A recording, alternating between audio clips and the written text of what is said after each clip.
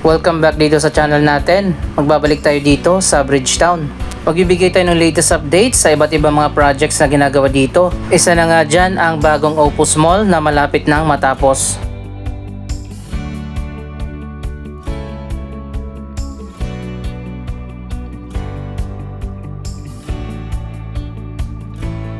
So ayan guys, ito na nga ang bagong Opus Mall dito sa Bridgetown. Inilagay na nga dito ang bagong logo ng mall. Ano kaya ibig sabihin ng Opus? Puso? Alamin natin sa susunod kung ano meaning niyan. Anyway, ang complete na pangalan pala ng mall na ito ay Opus Robinson's Riverbanks Galleria. Ito ay isang upscale mall na itinayo dito along C5.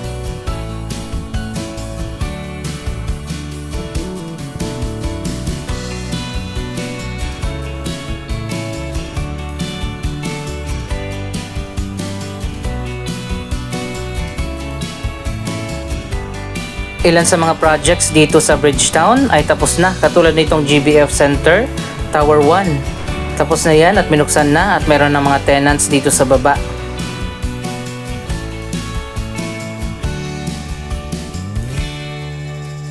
Ang Tower 2 naman ay almost finished na din.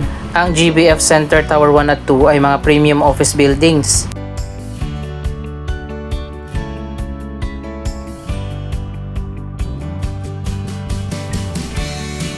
Ang Bridgetown ay nahati sa dalawang area. Andito tayo ngayon sa Bridgetown West, nasakop ng Quezon City. At pagtawid natin dito sa tulay sa kabila, ang Bridgetown East, nasakop na ng Pasig City.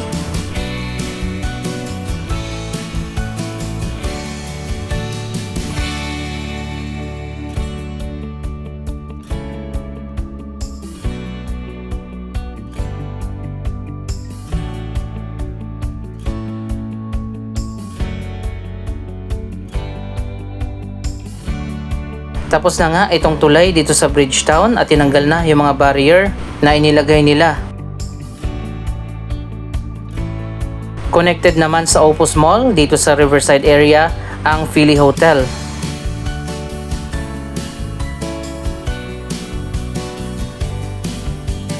Ito naman ang GVF Center Tower 1 na malapit nang matapos.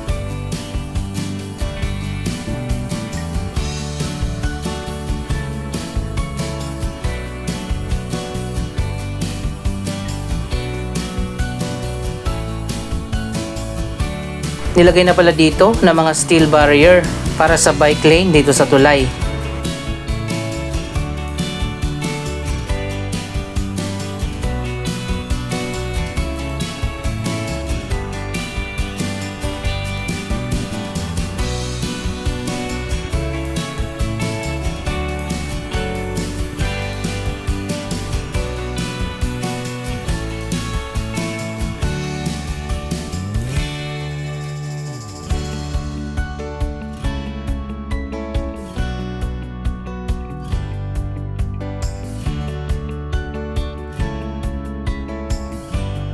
Ganito yung itsura ng arko dito sa bridge na may kakaiba na design para itong ribs o skeleton.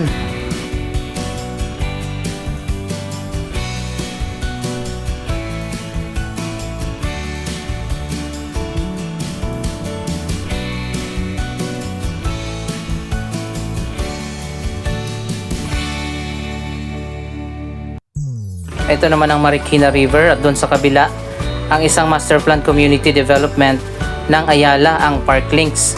Malawak din yung area na yan, dalawa din yung bahagi ng Parklinks. Dito sa kabila, sakop ng QC at dito naman sa kabilang side, sakop ng Pasig City.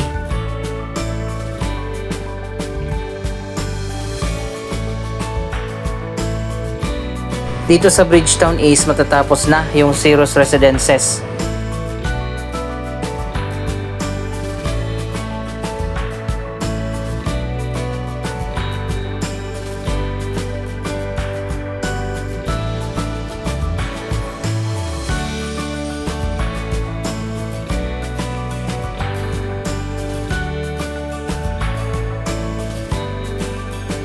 Isang bagong landmark at tourist attraction ang itinayo dito, ang 60 meters high na The Victor Statue. Akala natin tapos na yung The Victor statue dahil binuksan na nga ito, pero may ginagawa pa dito sa baba. Tingnan natin.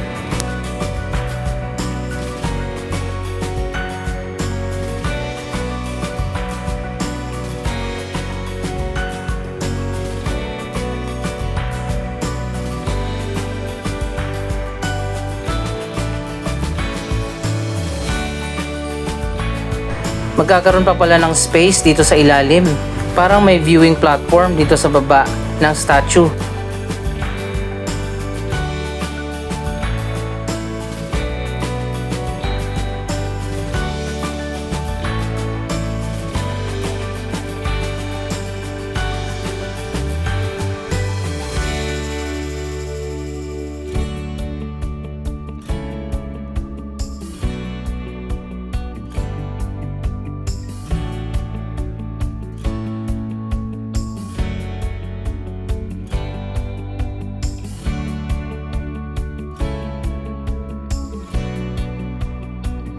So ayan guys, ongoing pa na ginagawa itong space dito sa ilalim. Pwede maglagay dito ng cafe o di kaya restaurant. Meron ditong parang riverside na walkway na pwedeng magiging shortcut papunta dito sa Bridgetown.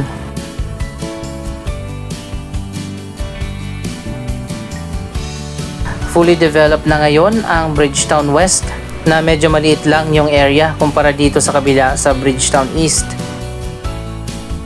Meron na nga ditong bagong hotel, upscale na mall, mga office buildings at commercial areas. Dito naman sa Bridgetown West, isang bagong project ang itatayo dito. Ang Haraya Residences, ito ay mga ultra luxury residential project.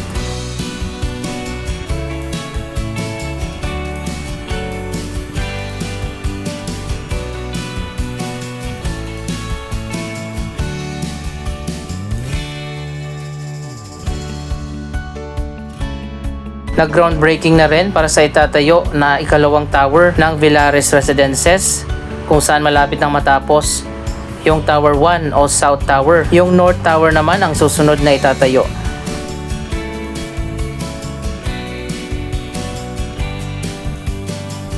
Napakaganda ng Haraya Residences. Ito ay isang joint venture project ng Robinsons Land at Shangri-La Properties. So ayun guys, ganito pala yung mangyayari. Magkakaroon pala ng hagdan na paakyat dyan sa baba ng statue. Magiging bagong landmark at tourist attraction dito sa Bridgetown ang The Victor.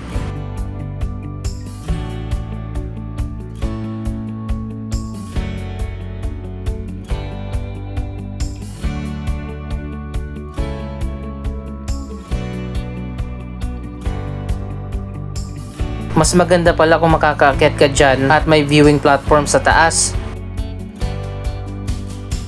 Sigurado maraming pupunta dito at magpapapicture.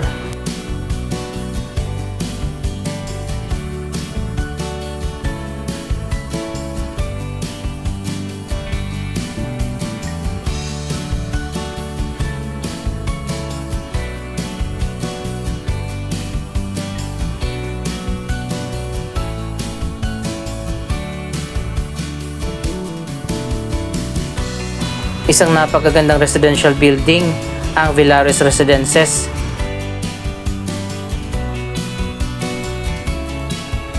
Dito naman malawak pa yung area na hindi pa natin alam kung anong itatayo dito.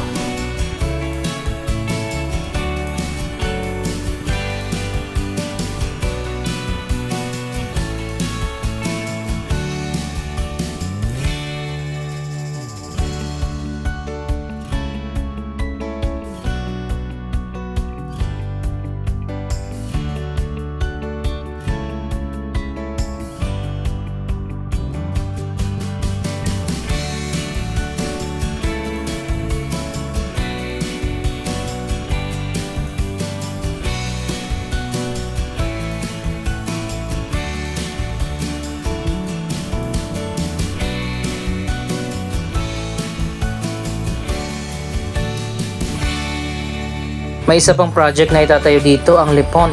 Siguro dito yan sa bakante na area.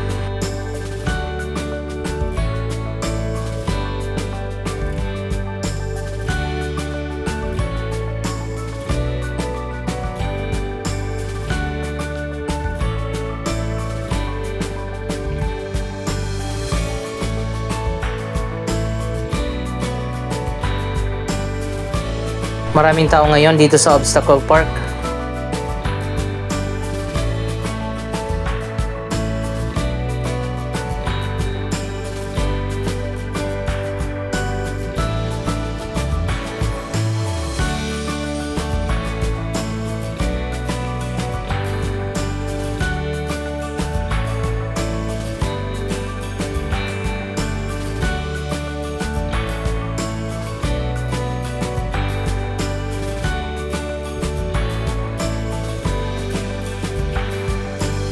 A few months ago natapos na nga yung bagong football field at ngayon ay marami na naglalaro dito at nagsasagawa ng training.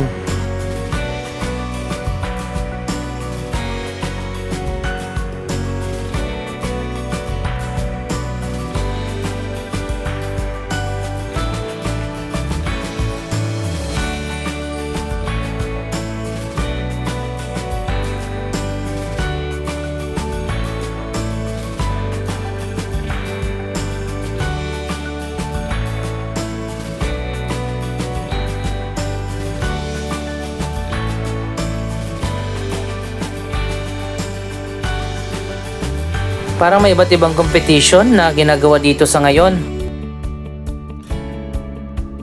Unti-unti na nga nagiging popular ang football dito sa ating bansa. Ang Pilipinas na lang ang nag-iisang basketball country dito sa Asia. Kaya maganda na rin na marami nang nagtitraining ng football dito sa ating bansa.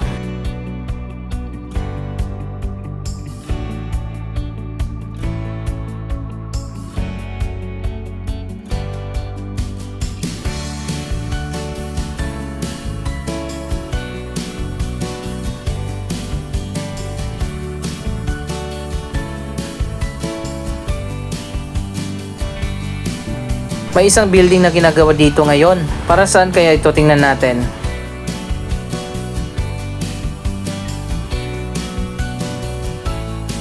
Medyo mababa lang yung building na ito. Baka gagamitin bilang office.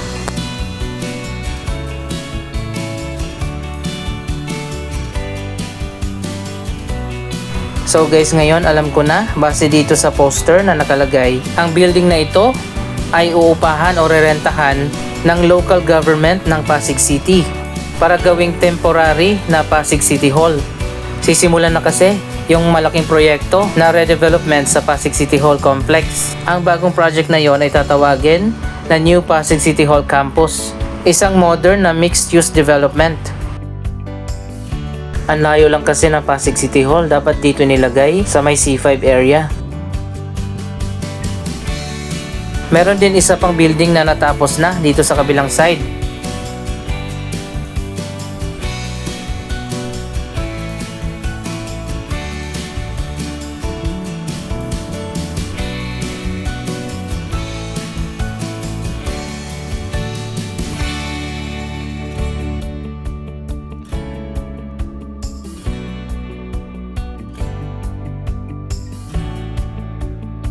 Mas lalong dadami na ang tao dito kung lilipat na temporarily ang Pasig City Hall.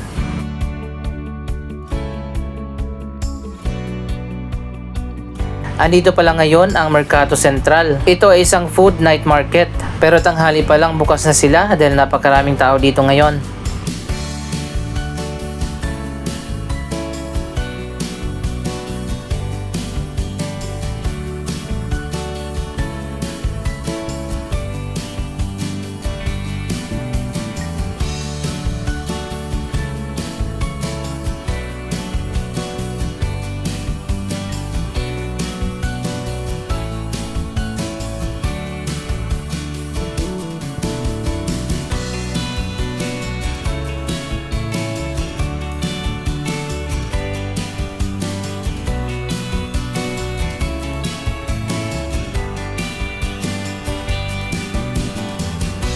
Napakaraming choices dito ng iba't ibang mga pagkain.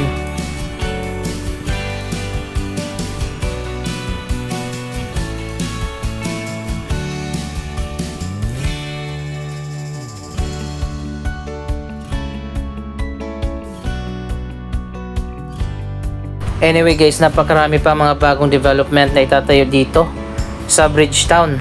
Anong masasabi nyo sa mga latest na development? Mag-comment lamang dyan sa baba. ng inyong mga reaksyon.